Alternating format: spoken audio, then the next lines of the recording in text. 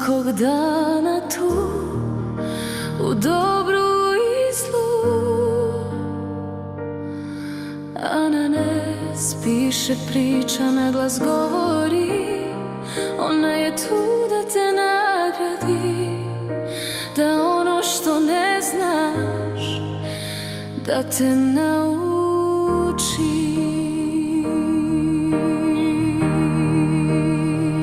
Možda sve već znaš, ali ostavi ponekad bar jedan komentar.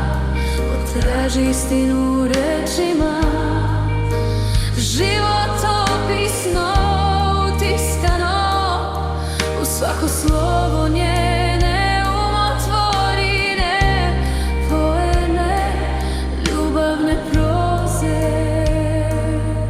duhovne spoznaje i ljudske psihologije. Dođi, zaviri, pretplati se na kanal, ostavi misao, ostavi pitanje, zaželi svima.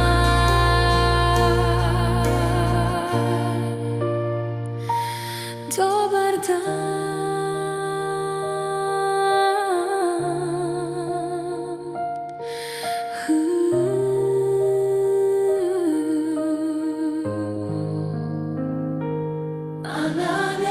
Ananas, ananas,